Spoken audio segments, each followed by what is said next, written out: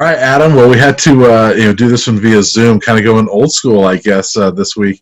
But it's nice to see you, and we got a big game for the Buffs. I mean, it's already week Yeah. 3, and it's hard to believe. I mean, isn't it crazy how fast the season goes once you get into it? Like we wait so long to get through the off season and through fall camp, and all of a sudden the season hits. It's like boom, boom, boom.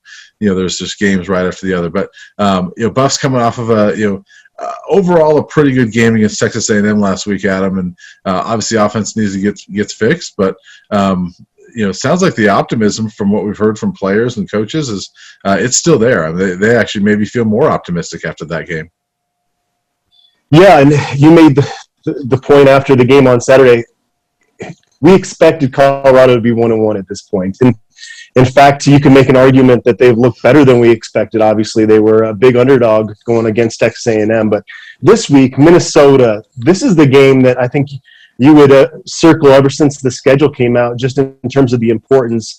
It's a more winnable game. It's at home, but it's not going to be easy. But if you're trying to look at a path for Colorado to get to 6 wins and bowl eligibility this year, you kind of think they need to win on Saturday. And Minnesota is not the program that I expected to have won 20 straight non-conference games. I was kind of surprised when I saw that in their notes. Only Iowa, or I think Iowa's second, with 13. So, they've taken care of business non-conference play. It sounds like they're going to get their top receiver back. So it's going to be a tough matchup. But if Colorado plays like they did, and you'd assume have a little bit more success offensively, then I like their chances to win this football game. Yeah, I will say as far as that non-conference streak, it is 20 is a big number. I was sort of not surprised only because I've got family that my wife she went to Minnesota, but she's got family in Minnesota, so I sort of follow the Gophers. They've always played a soft non-conference schedule. I mean, there's a lot of last week they played Miami of Ohio. They played Buffalo before Buffalo was good. Now, give them credit. That streak includes some bowl games against some Power 5 teams, and there was a home and home with Oregon State in there. But they haven't played a lot of big time non-conference games. And I don't know if this would classify as big time. It's on the Pac-12 network, so that would probably say no. But this is one that might be one of their toughest non-conference regular season games they've had in a long time. So this is going to be a big test for the Buffs and a big test for the Gophers. Honestly, I mean, I think both fan bases are going to find out a lot about their programs this week. Yeah, in Minnesota, this is a game they've been looking forward to for a long time. I've done a couple interviews with podcasters up there, and they're excited to be coming out to Boulder. One of the most experienced, I think maybe the most experienced offensive line in the entire country. Yep. Ibrahim was running really well against Ohio State, and unfortunately he goes down with an Achilles injury. But you like a lot of what they have offensively. Tanner Morgan's been a little bit up and down since 2 years ago when he led them to an 11-2 record. So Colorado, if they play like they did, this past week, I think it's looking pretty good for them. Yeah, the one thing that does, I guess not the one thing, but the biggest thing that might worry me as a Buff fan is Tanner Morgan. And, you look at these teams, I think they're similar in a lot of ways in that they both are trying to, establish themselves as tough, hard-nosed teams that like to run the football. And if the difference is the quarterback, then, you've got one guy that's a third-year starter and one guy that's a third-game starter as a freshman. And, do you give the edge to Minnesota there? So, Morgan is he's not a guy that's going to run the football very much, but he's a good passer, and they do have still a pretty good running game. But I agree with you. I think if Colorado plays like it did last week and can just generate a little bit more offense, I think they win this game. Yeah, I don't put a whole lot of stock in the the FPI that ESPN puts out there, but they have them with a pretty solid 60% chance in this game. We'll see. I don't know if we're allowed to make score predictions anymore after last week, though. Not that anybody could have predicted 10-7, right? I mean, that was surprising to, I think, everybody, except maybe Chris Wilson and some of those defensive players. But I'm almost apprehensive to make a pick this week. I know. We were pretty far off on that one, weren't we? Me more so than you, but I picked 45 points for Texas A&M, and that defense kind of shut me up this last week. So I got to give them credit, and apologize for disrespecting them with my 45-point prediction a week ago. I'm not going to do that this week. But, what do you see as the difference in this game, Adam? I think Minnesota's a good running team, but from what we've seen with the Buffs, the defense, I think, Minnesota's going to get yards, but I think it might be some tough yards for Minnesota. Yeah, Colorado's defense is playing so inspired right now. I said, it wasn't the most aesthetically pleasing game to watch, but if you're into smash mouth football, it kind of was, right? I mean, They were just out there flying around, hair on fire, and so with Ibrahim, had he stayed healthy, I would have almost been tempted to pick Minnesota in this game, but without him out there and Colorado having home field advantage, I'm going to give the slight edge to Colorado. More points, you would probably predict another 10-7 game, right? Given with these teams, seem like they're showing as they lead up into this matchup. But I'm going to go more than that. I'm going to say Colorado wins this game 28-27, and if I'm way off on that prediction, maybe next week our family dog can make the pick for me. Yeah, well, I'm sort of right in line with you. I mean, I'm picking the Buffs to win this, and I've got 27-23. So we're both right there. I'm not ready to pick the Buffs scoring more than about 4 touchdowns until we see them actually do this on offense. I mean, we've heard about it for a long time. I just think this offense might struggle throughout the year. And, that's not a knock on, Brendan Lewis, but he is a freshman. He's still learning, obviously. There's still quite a bit of learning for him to do. And he's got to show it before, we start predicting some big scores for the Buffs. Therefore, I think they're going to have to ride their defense. And I think the defense rises up again. And I think not that Minnesota's got a better offense than Texas A&M, but I think they certainly have a more experienced quarterback, and maybe they've got something going a little bit more than Texas A&M does right now. And I think the Buffs still play good defense. I'll go 27-23. Yeah, and it's going to be really tough on Jarek Broussard and Alex Fontenot if Colorado cannot start making some plays through the air. And it's other teams are just going to be loading up the box here until Brendan Lewis can prove that he can make some plays with his arm. And I think he will. I think Brendan Lewis is going to have his best performance. We've just heard all off season about his growth that he's shown in practice, and it obviously hasn't shown itself on the field through 2 games. But I expect this to be a bounce back game for Brendan Lewis. Yeah, I agree with you. I don't think he's going to go out and have like a Steven Montez at Oregon in 2016 type of game, but I think that he's going to play better, and I think we'll see him do a little bit more through the air. He's got 191 passing yards through 2 games. I would predict, Adam, that he's going to top that number this week. What do you think?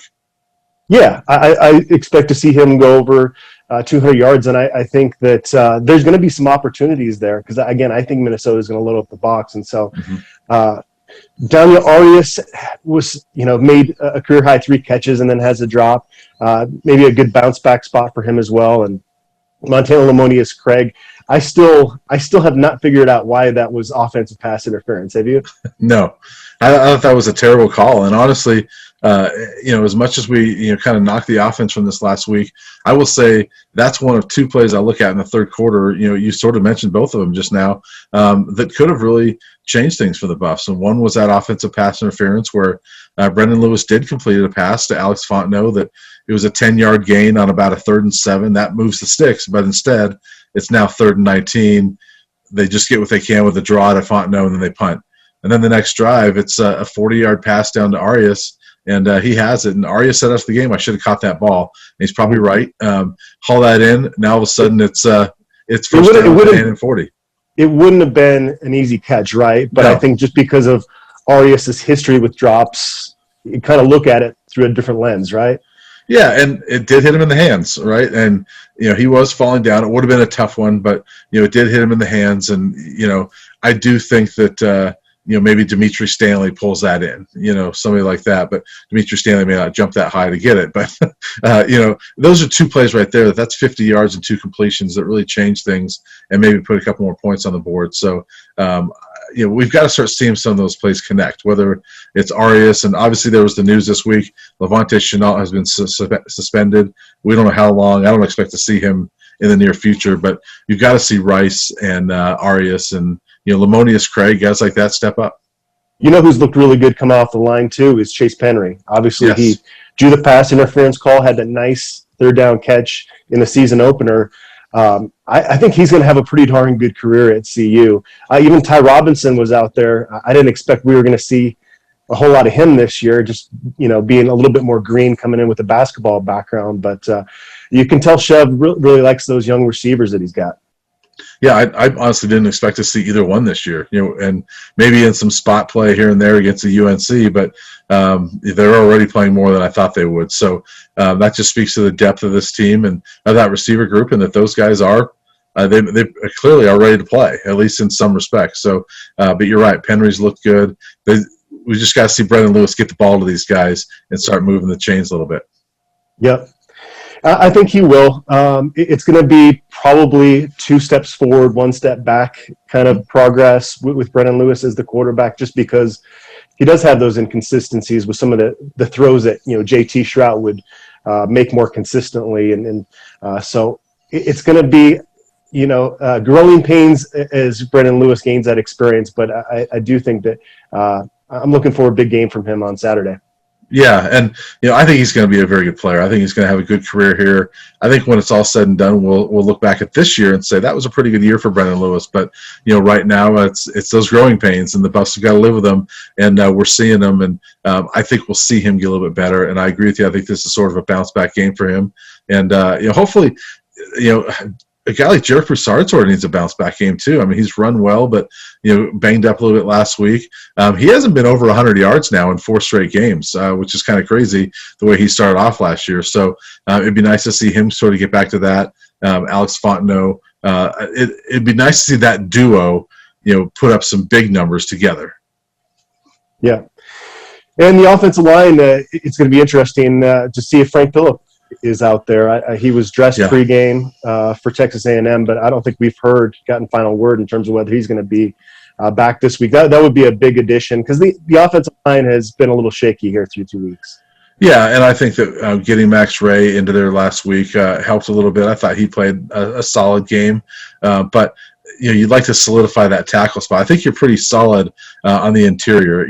Kari Kutch, Colby Purcell at left guard and center, and then they've got a nice rotation, between Kanan Ray and Casey Roddick at right guard. Both those guys are playing, and I think it's because they want both those guys to play. Darrell's sort of said as much, and I think both have played well. So solidify that tackle spot, and I think that they can be pretty good. Honestly, this is an extension of the offensive line, but Brady Russell has looked really good as a blocker. Yeah.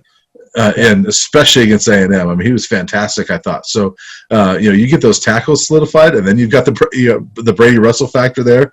And I haven't noticed Alec Pell as much, but I have seen him make a couple of nice blocks as well. Montana Lamonius Craig is blocking really well. So you've got other guys blocking as well that if you just kind of get those other things solidified, now some big things open up in the run game. Yeah, Brady Russell, between him and Nate Landman, I mean, that's just some old school football both those guys play out there. They're so fun to watch. I mean, I turned to our colleague Pat Rooney during the Texas A&M game at one point. I'm like, I just love watching Nate Landman play football. I mean, the guy is so fun to watch. I thought that was maybe the best game of his career, Adam. I don't know about you, but there's been a lot of them. But given who the opponent was, I mean, the numbers weren't there like in some other games. I mean, 10 tackles is pretty good, but I thought that was maybe the best game of his career.